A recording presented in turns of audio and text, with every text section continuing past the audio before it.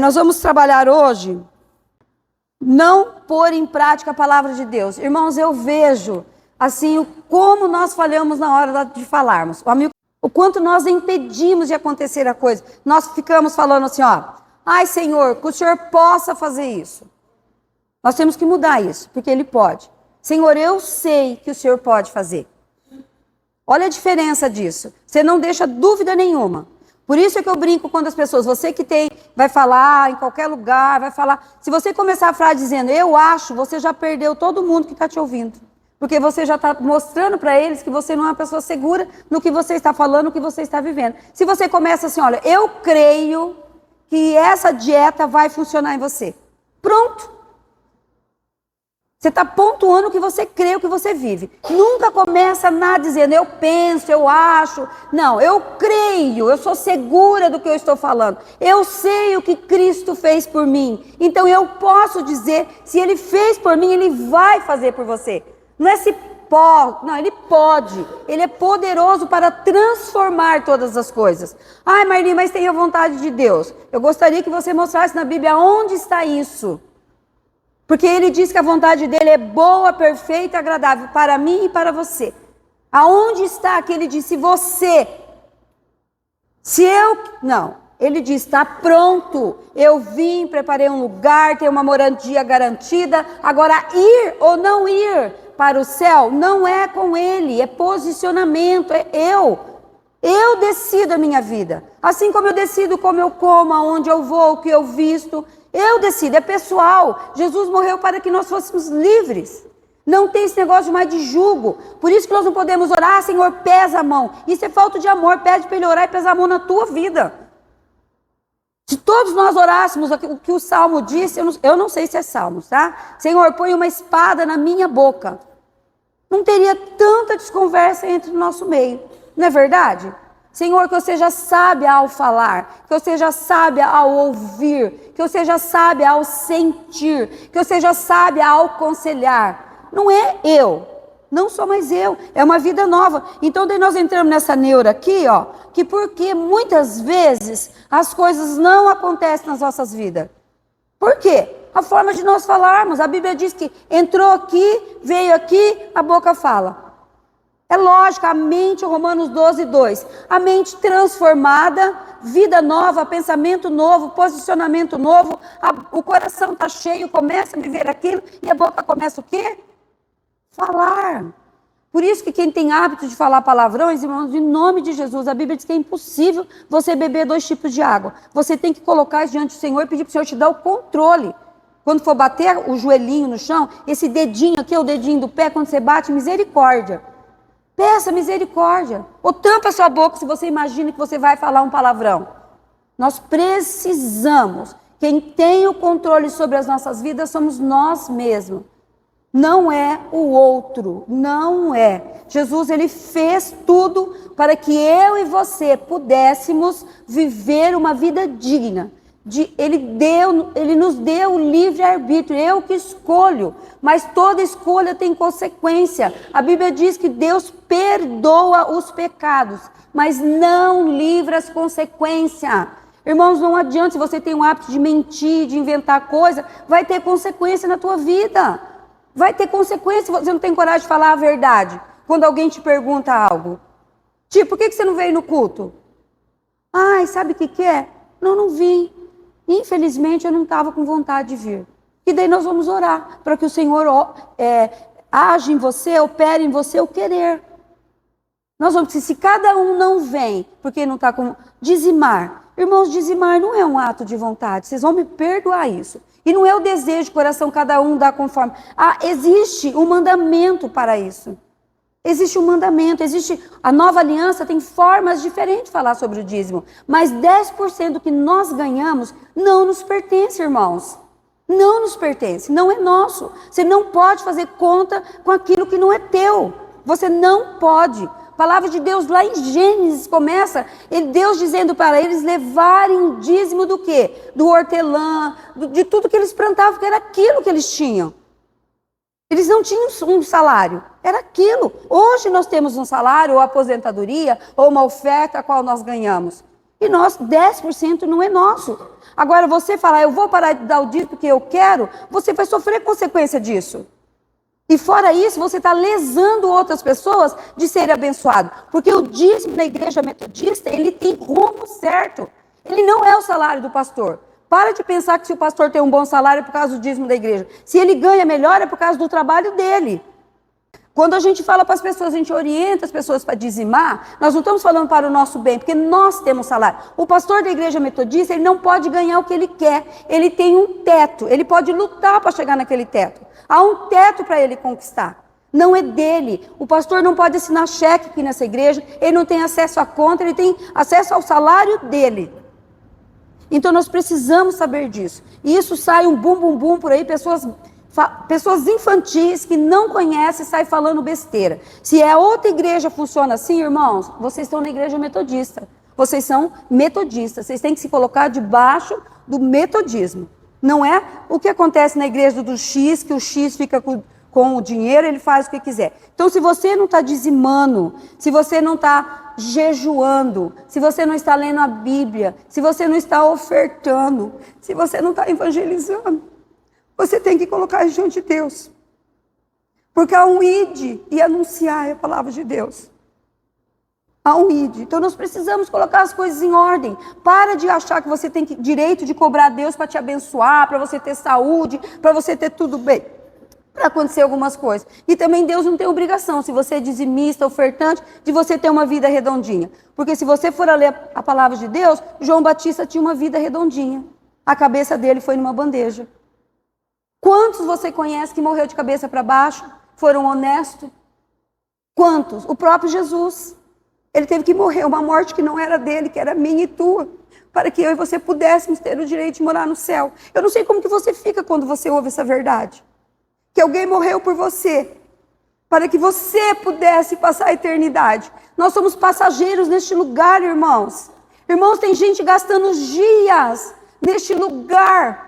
Não vem porque é muito longe, não vem porque tem gasolina, não vem porque eu tenho que dormir, eu tenho que descansar no domingo de manhã. Não vem. E você acha que nós ficamos contentes com isso? Nós não ficamos. Por quê? Porque é nosso, irmão. Eu quero ir para o céu, eu quero levar o Reinaldo comigo. Amém. Eu quero levar a Soili comigo, eu quero levar o seu Chiquinho comigo. Eu quero levar o Vinícius comigo, eu quero levar cada um de vocês comigo. Eu não quero ir para o céu sozinha. Isso não é cuidar da vida de vocês, isso é amor. Foi assim que eu fui discipulada. Eu não sei se é de outro jeito. Eu fui discipulada pelo meu pastor, cuidando um dos outros. Eu aprendi a cuidar do outro. Eu aprendi. Eu sou assim. Eu não sei ser de outra maneira. Eu não sei ser indiferente com a dor do próximo. Eu não sei. Eu não sei ver uma pessoa se perdendo e eu ficar quieta. Eu não sei ver uma pessoa sofrendo e não convidá-la de vir para a igreja. Eu não sei fazer isso. Isso sou eu. Por que, Marli, tudo isso? Porque isso tem a ver com a palavra. Isso tem a ver com a vida. Tem a ver com a palavra. Se eu digo que eu sou do Senhor, que eu sou uma pessoa nascida, eu tenho que viver assim. Jesus chamava todo mundo. Chamou cobrador de impostos, chamou assassino, chamou bandido. Ele ia passando, como se Jesus estivesse aqui hoje, irmãos. Ele ia passar e falar, venha, vem. Você acha mesmo que Jesus ali só chamou aqueles 12? Quantas pessoas eles devem ter chamado? Quantas pessoas? Mas aqui eles fizeram o quê? Largaram as suas vidas. Largaram e seguiram, é assim que nós temos que ser. Larga e segue, para você receber as promessas do Pai. Tem que largar, tem que haver um abandono. A vida de jejum, quanto aqui tem um hábito de jejuar? Ou meio período, ou algo. Gente, tem muitos tipos de jejum. Se você não entende, conversa com o pastor, me chama, eu ajudo a esclarecer. Tem jejum específico. Tem muito tipo de jejum. Agora, não jejuar é muito sério. Nós vimos o que Daniel fez. Nós estudamos o livro. O que ele fez para mudar? Nós estamos estudando o livro de Lucas. Vocês estão vendo o que está acontecendo no livro de Lucas? Vocês estão vendo ali a primeira cura, o que aconteceu, a primeira libertação, o que ele fez, o relacionamento dele com as pessoas. Vocês estão prestando atenção no livro de Lucas? Estão conseguindo ler e entender o que está acontecendo? É assim que nós vivemos. Isso tudo tem a ver com a minha fala. Se eu vivo, eu falo. Se eu creio, eu falo. Se eu estou posicionada, eu falo. Por quê? Porque é a minha vida. Eu falo. Por quê? Porque é a minha vida. É assim que nós temos que começar nós da escola dominical. Nós já estamos aprendendo há quanto tempo sobre isso? Vamos começar a nos movimentar nesse sentido, né? Quando você vê uma pessoa falando, que o Senhor, não, o Senhor possa, não, fala, irmão, Ele pode, irmão, Ele pode, Ele é poderoso, irmão. Creia que Ele pode, Ele muda, Ele transforma. Creia nisso, meu irmão. Creia nisso. Estimula a pessoa a viver nisso. Creia nisso, meu irmão. Estimula a pessoa a viver dessa forma. Não é por circunstância, irmãos. É pela graça, superabundante graça. Por favor, Alder, coloca o livrinho. O vídeo. Inimigo número 4. Falta de compreensão sobre o direito de usar o nome de Jesus. Em uma passagem em João, capítulo 16, versículos 23 e 24, Jesus diz: Eu asseguro que meu Pai dará a vocês tudo o que pedirem em meu nome.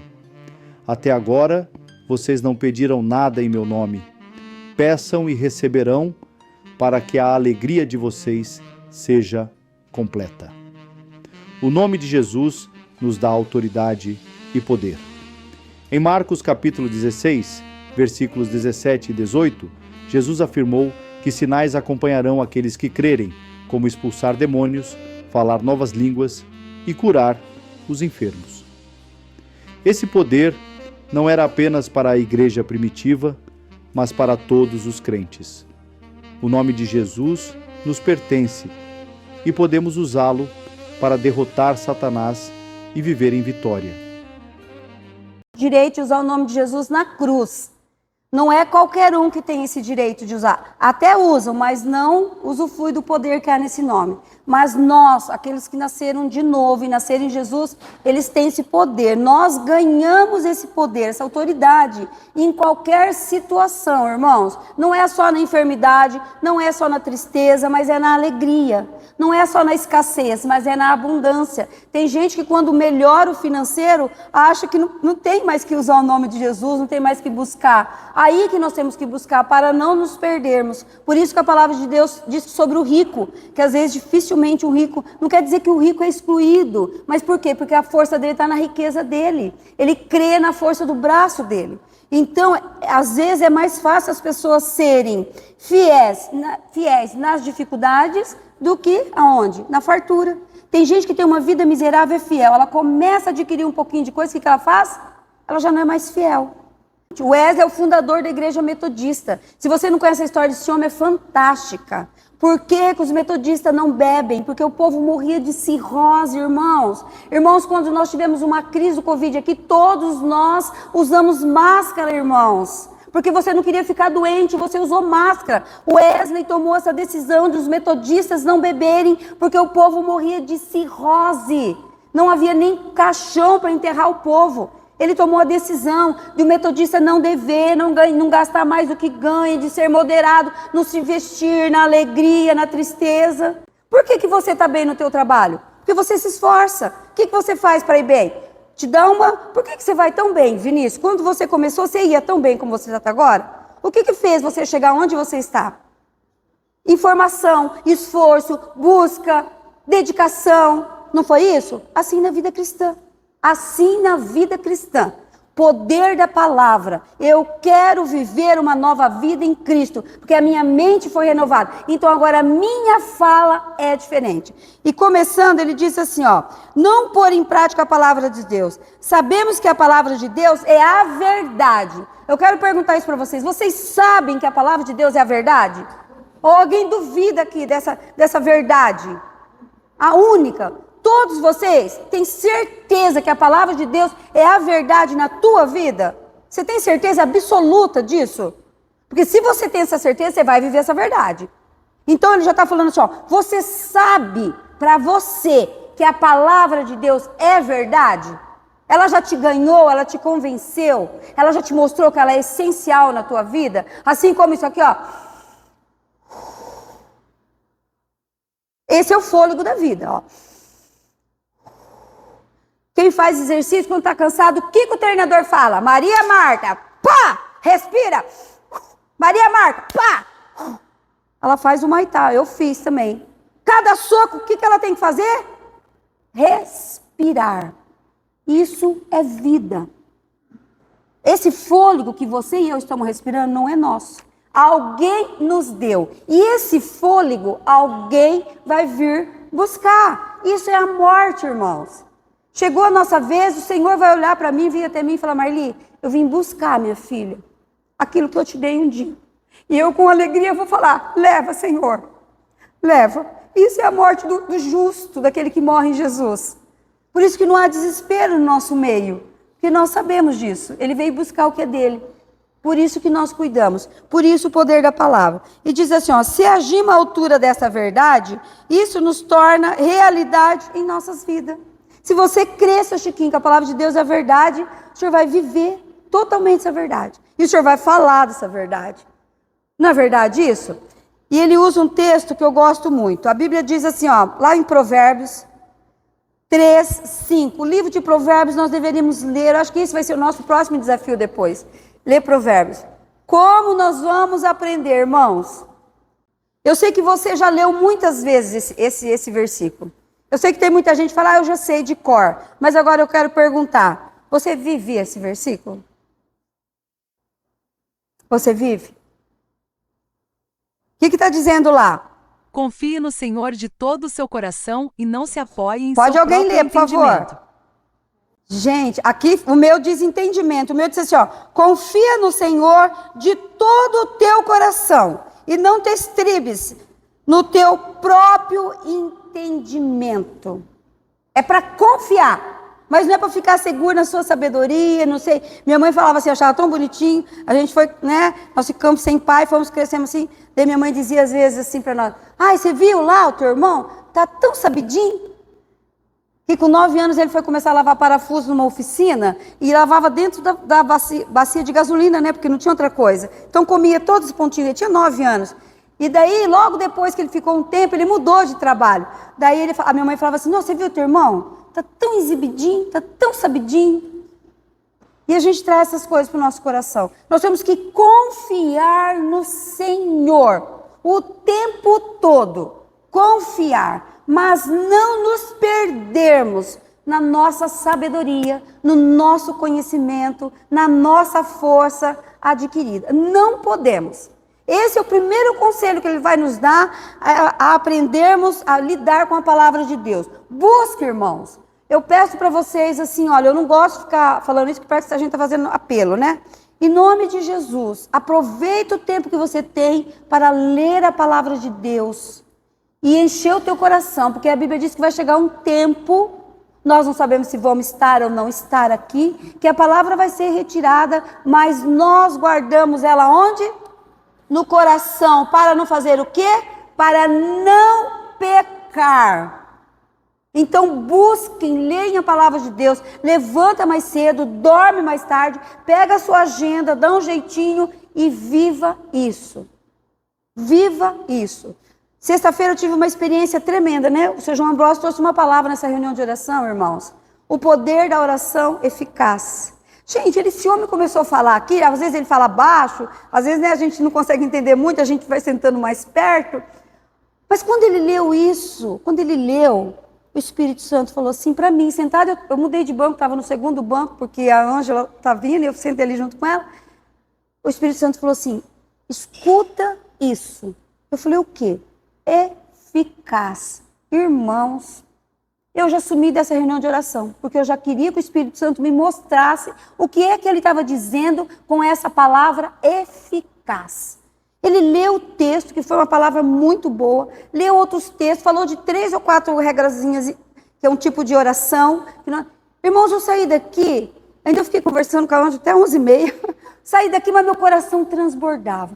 Mas a hora que eu estava conversando com ela, dentro do carro, na porta do nosso prédio ali, toda hora eu via o anjo ali. E ontem à noite eu vi, a primeira coisa que eu fui falar para ela, eu falei, amiga, toda hora eu vi o anjo ali, como se ele estivesse observando a nossa conversa ali. Mas aqui, né, no banco dessa igreja, ele falou, presta atenção que é eficaz. Por que que a Bíblia está dizendo o poder da oração eficaz? Firme, direcionada, posicionada, eficiente, eficaz. A palavra de Deus é eficaz na minha vida e na tua vida. Por isso que eu tenho que verbalizar. Por isso o poder de usar a palavra. Olha aqui, ele usa mais um texto. Tudo quando é necessário, perguntamos. O que diz a palavra de Deus? Você pergunta para você mesmo? O que a palavra de Deus diz a respeito da minha vida? Você pergunta ou você nunca perguntou?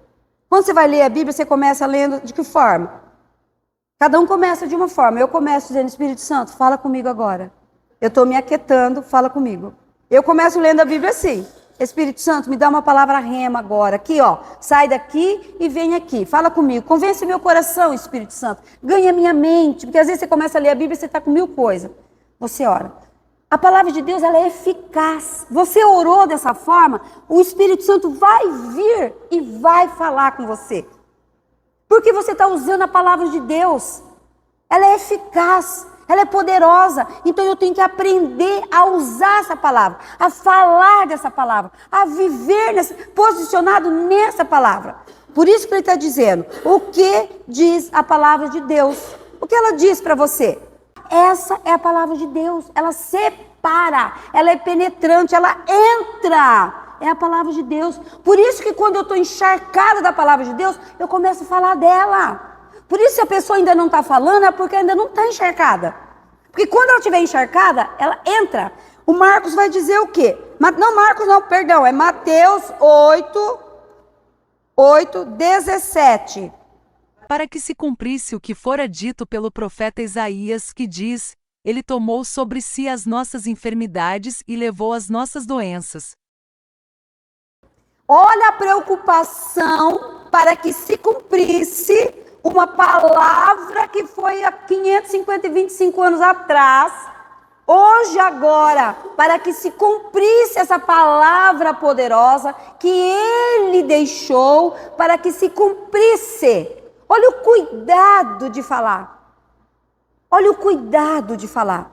Que Ele levou sobre si. Quem levou? Quem levou? Mas Jesus nem havia ali. Quem levou? Deus levou, Jesus levou, o Espírito Santo levou. Eles levaram sobre si o quê? As nossas dores. Agora, por que nós achamos que enfermidades, irmão, é só físico? Por quê que a gente acha que enfermidade é só físico? A enfermidade espiritual é a pior. Tanto é que a pior morte que existe não é física, é espiritual. Quer ver uma enfermidade espiritual que é terrível? Quando você deixa de cultuar. Porque você morre aos poucos. Quer ver outra enfermidade terrível espiritual? Quando você deixa de ler a palavra de Deus. Porque você perde a orientação. Você sai do prumo. Você faz do teu jeito. Anda conforme a tua cabeça. Conforme os seus sentimentos. Isso é terrível. Isso é uma vida devasta. Vai te levar para a morte. Porque você parou de usar a palavra. Você parou de usar. Isso é morte. Então isso é uma enfermidade. Não fica pensando não, que quando fala isso é só para enfermidade física. Irmãos, é além disso. Porque o Senhor sabia que o nosso corpo um dia vai padecer. A preocupação dele é mais do que isso. Não é com esse corpo físico. Não é com esse tempo. Nós não somos aqui. Nós não pertencemos a esse lugar. É muito maior a preocupação dele.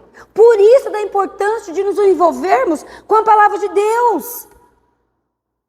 É tão engraçado, né? A gente quer morar no céu, mas ninguém quer morrer, né? Quando a gente recebe um laudinho meio suspeito, a gente já entra em desespero, a gente já corre atrás, a gente já vai, né? Eu conheço 2 pessoas aqui que mudaram o seu estilo de viver. Porque perderam um órgão. Um, Paulão, outro, seu Chiquinho. O Paulão tomou um posicionamento na vida dele. O que você começou a fazer após você ter doado um rim? O que você começou a fazer que você não fazia até então? Olha só, atividade física se posicionou. O que o senhor fez? Que o senhor não fazia? Falta atividade física. Eu fui para lá, né, Mico? Esqueci. Falta uma atividade. Mas vocês estão entendendo? Vocês estão entendendo? tomaram um posicionamento. O médico disse, ó, vocês podem viver muito bem, tanto é que os dois vivem muito bem. Vocês podem ter uma qualidade de vida boa, bacana, pode continuar a vida de vocês. Mas alguns cuidados vocês têm que tomarem. Qual? É isso. Estão fazendo, estão usufruindo. Estão entendendo o que é? A Sueli que sobe, porque o seu Chiquinho ficou, olha, o Paulão tá 10. O seu Chiquinho não come isso, não come aquilo, não come aquilo, não come o caracacá, principalmente. Então, olha só que interessante. Você ouviu, eles ouviram uma palavra de alguém que cuida deles, se posicionaram. Nós ouvimos a palavra de Deus e nós temos que fazer o quê? Nos posicionarmos. Vamos falar um pouquinho da saúde espiritual? Como está a tua saúde espiritual? Como está? O que é que tem ocupado a sua mente, o teu coração, a tua alma? O que é que está ocupando você? Como está a tua saúde espiritual? Porque isso tem tudo a ver com essa palavra. Ele levou sobre si. Irmãos, a depressão é uma doença física e espiritual. Porque você tem que cuidar. Eu acompanho, eu posso falar isso com segurança, eu acompanho muitas pessoas em psiquiatra, em psicólogo. Eu só não fico falando porque ninguém tem que saber o que eu estou fazendo para ajudar alguém. E todos os psiquiatras, psicólogos que eu vou, começam dizendo assim, ó, se não mudar a forma de pensar, não há cura. Pode tomar remédio para dormir, mas se não mudar a forma de pensar, não há cura. Se você for, você sabe que um psiquiatra, psicólogo, não é cura. São o quê? Por quê? A cura tem que ser a partir de quem? Quantas pessoas você ouve dizendo assim, olha, eu estava a ponto de morrer, eu não tinha mais nada, mas eu tomei uma decisão. Os neurocientistas estão provando que pessoas que estão na UTI morrendo, quando recebem uma oração, ou quando alguém chega lá no ouvidinho dele e fala assim, eu estou orando por você, e ele recebe na hora, há uma mudança radical no quadro daquelas pessoas. Poder do quê? Adianta ficar só pensando? Ai, Maria Marta, só pensando. Ou se eu chego para ela e falo, Maria Marta, vamos, minha irmã, estou usando você, não é porque você está vivendo isso, tá, amiga? Entenda isso, por favor. Vamos, Maria Marta, vamos comigo, vamos ler, vamos buscar, vamos jejuar, vamos orar. Carol, vamos, amiga, vamos fazer isso, vamos fazer aquilo. Eu tenho que fazer o quê? Falar. Se eu ficar só pensando, vai ajudar alguém? Ah, eu estou pensando. Não, eu tenho que fazer o quê? Falar. Fala daquilo que o teu coração e a tua mente está cheio. Fala, ele levou sobre si. Ele levou. Todas as vezes que eu deixo de praticar algo do reino para o meu próprio benefício, eu paro de fazer, eu entrei numa enfermidade espiritual. Eu estou enferma espiritualmente, porque eu abandonei, eu fiz troca, eu abandonei. Eu estou doente espiritualmente. Então eu tenho que fazer o quê? Buscar o conserto. Como que eu busco conserto? Melhor remédio, irmãos, é isso daqui, ó. Você toma o remédio que o médico te deu.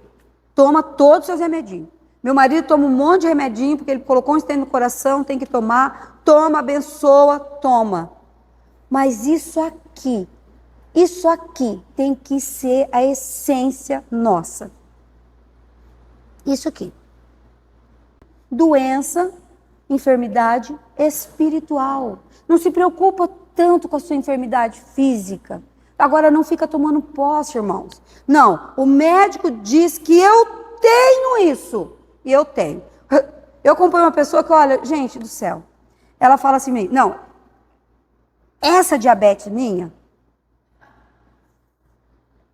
Ronaldo, já estou cansada de falar para ela, irmã, a diabetes não é tua, você está passando. Não, ela é. Ela é porque o médico falou que eu tenho. Se ela tivesse esse mesmo convencimento com a palavra de Deus, não é verdade. Não, você não, Maria Augusta, não se preocupa não, porque nós nem conversa sobre isso. A Maria Augusta cuida pra caramba, de vez em quando ela relaxa, mas ela cuida da saudinha dela. Por que nós oramos quando a pessoa vai fazer uma cirurgia? Quando alguém pede uma oração para a pessoa que tem que fazer cirurgia, qual é a oração que você faz? A minha oração é assim, Senhor, que os seus anjos anestesiem esse irmão, que os seus anjos passem o bisturi, Senhor, que os seus anjos estejam ali presentes. É assim que eu oro quando na comunicação ou em outros grupos pedem oração. Que a gente coloca lá, o seu João até falou de uma falha, que muitas vezes tem gente que fala assim, oração, a pessoa coloca, porque a mão de oração é essa daqui, né? A mão do clamor que levanta. A pessoa já coloca ali, mas a pessoa orou de verdade? Irmãos, por isso que eu aprendi. Alguém pediu oração na hora, eu oro, porque a gente esquece. A gente esquece, porque na mesma hora o telefone toca, então se você ergue as suas mãozinhas ali, eu estou orando, eu não conheço. Vamos lá para 1 Pedro 2:24. Ele mesmo levou em seu corpo os nossos pecados sobre o madeiro, a fim de que morrêssemos para os pecados e vivêssemos para a justiça. Por suas feridas vocês foram curados. Irmãos, olha o poder dessa palavra. Carregando ele mesmo no seu corpo, sobre o madeiro, sobre a cruz, para que mortos para o pecado, nós vivamos para a justiça. Você já parou para pensar a verdadeiro poder que é a nossa palavra? Ele já carregou com ele. Tudo e qualquer aqui, não fala que é só enfermidade física. Ele carregou sobre ele. Ele carregou qualquer tipo de enfermidade, ele levou, está sobre ele. Não está mais sobre nós, está sobre ele. Marli, mas por que eu sinto? Porque você fala. Porque você vive. Ai, Marli, você nunca vai ficar doente? Se for preciso uma doença para o Senhor me levar, ou ele pode me levar dormindo. Ou ele pode, não é verdade? Como dizia minha mãe, quero morrer igual um passarinho. Ela morreu igual um passarinho mesmo. Deu um suspiro e não voltou. Deu um suspiro e não voltou. Agora eu estou preocupada com isso? Eu vou deixar de pregar, vou deixar de evangelizar, vou deixar de visitar, que eu gosto tanto de tomar café, comer bolo quando eu vou deixar de fazer todas as coisas porque eu não vou orar com a Maria Marta porque eu estou sofrendo o coração. Epa, onde está isso? Aonde está isso? Vou orar sim, vou abençoar sim, vou ministrar a palavra de Deus sim, vou falar do poder dessa palavra sim. Vou fazer isso, porque eu ganhei esse direito na cruz. Eu adquiri, isso é meu. É a procuração, eu tenho essa procuração. É minha, eu vou usar. Pronto, porque ele levou. Por que você vai fazer? Porque ele levou sobre ele, está nele. Estão entendendo, irmão? Que sou eu. Tudo isso é para falar que é eu, não é o outro, sou eu. Não é o outro, sou eu. Eu me posiciono, eu falo.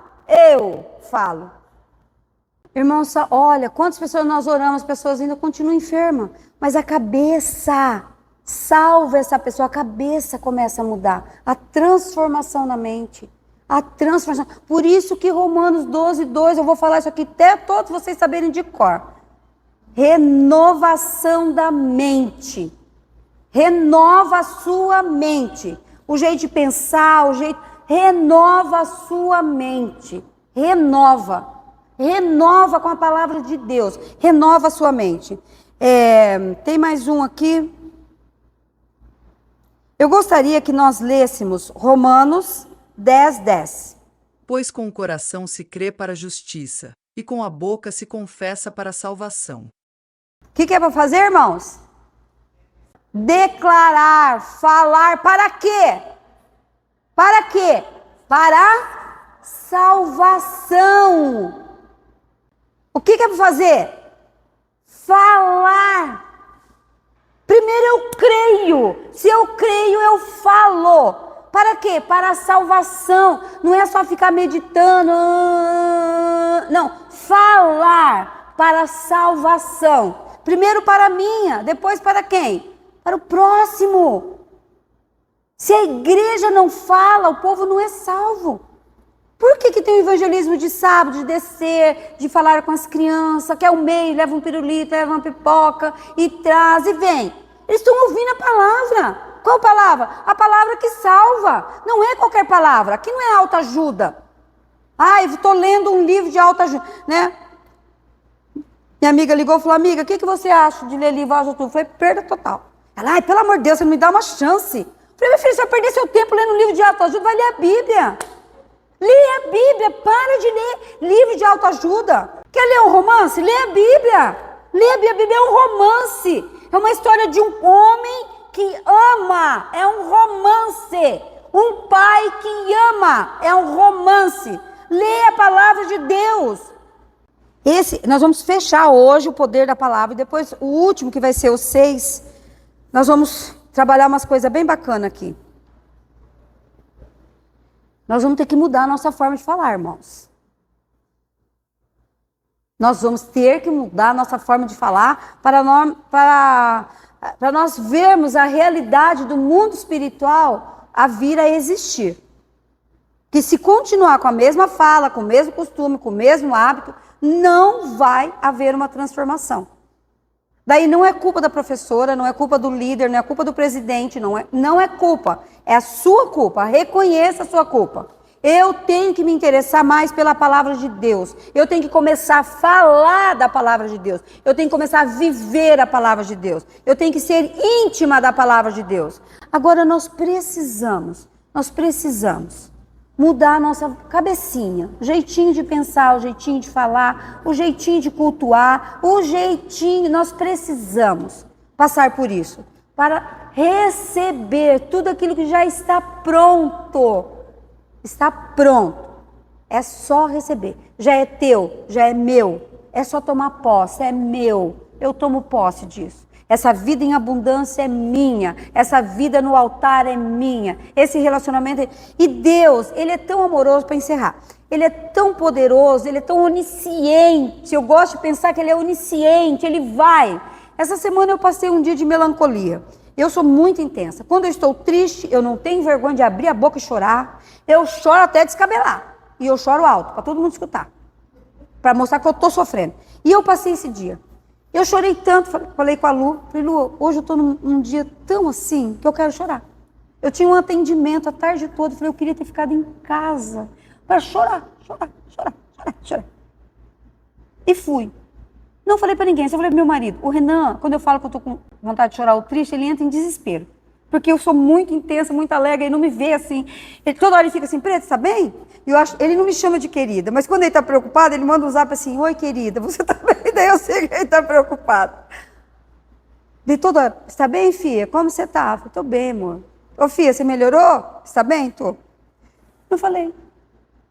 Mas por esse Deus ser onisciente, Ele foi até uma pessoa que estava também à disposição, deu um sonho para essa pessoa, dizendo que eu estava chorando e que eu precisaria de colo. No outro dia, foi a Solange, essa pessoa. No outro dia, a Solange me ligou. Não, mandou mensagem, falou assim, amiga, você está bem? Tive um sonho com você, o qual você chorava muito, e você deitava no meu colo para eu te consolar. É esse Deus onisciente que cuida de você. Ele é onisciente. Foi lá. E eu tenho certeza que na hora ela levantou, a primeira coisa que ela fez foi orar por mim. Eu tenho certeza disso.